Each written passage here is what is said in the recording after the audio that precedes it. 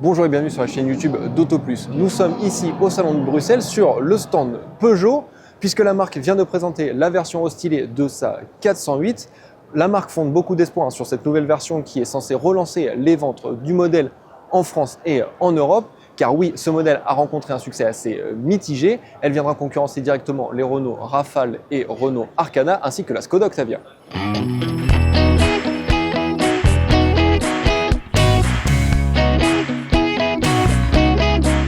Côté design, vous avez quelques différences par rapport à la version précédente, notamment l'apparition de ces trois griffes juste ici. Un élément de design que l'on retrouve également dans la calandre. Vous avez au-dessus une partie de cette calandre qui est justement illuminée, tout comme le logo de la marque. Si on remonte un tout petit peu, vous avez le nom du modèle qui est ici en noir sur cette version de présentation et un capot qui est quand même assez plongeant et surtout nervuré. Côté dimension, cette 408 mesure 4,69 m de long, 1,85 m de large et 1,48 m de haut pour 2,79 m d'empattement. De profil, on remarque sur cette version de présentation des jantes en 20 pouces.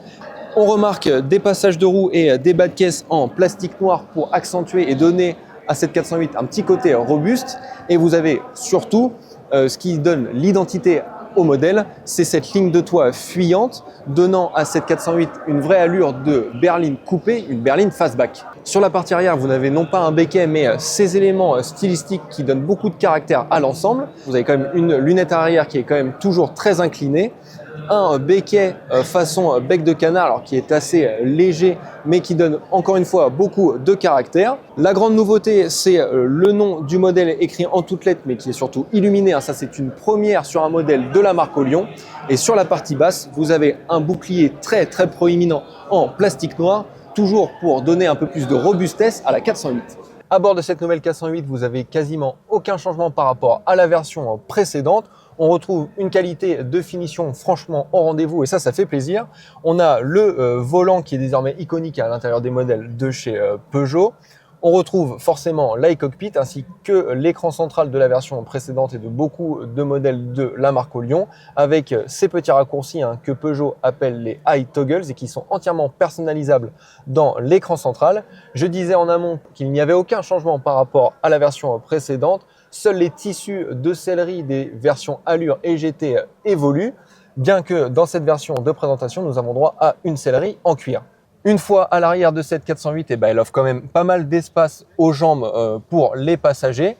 Mais malheureusement, en tout cas, vu que c'est une berline qui est quand même coupée, vous n'avez quand même pas énormément d'espace au-dessus de la tête. Les grands gabarits pourront quand même se sentir un peu à l'étroit, d'autant que dans cette version de présentation, nous avons une sellerie noire couplée à un ciel de toit, lui aussi en noir. Donc certains pourront quand même ressentir une petite sensation d'engoncement. Concernant le volume de coffre, sur cette version de présentation, qui est une version hybride rechargeable, vous avez 471 litres en configuration normale et jusqu'à 1545 litres une fois que la banquette arrière est rabattue.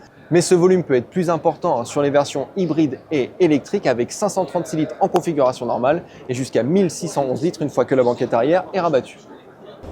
Sous le capot, sachez que 3 motorisations seront disponibles pour cette 408, une version micro-hybride de 145 chevaux et sa petite batterie de 48 volts, une version hybride rechargeable de 240 chevaux proposant jusqu'à 85 km d'autonomie en 100% électrique et une version électrique, la i408, de 213 chevaux proposant une autonomie de 456 km. Pour ce qui est des tarifs, nous n'avons encore aucune information officielle de la part de Peugeot, mais on imagine un prix de départ équivalent au modèle actuel, c'est-à-dire sous la barre des 40 000 €. N'hésitez pas à nous dire dans l'espace commentaire ce que vous avez pensé de cette 408 restylée.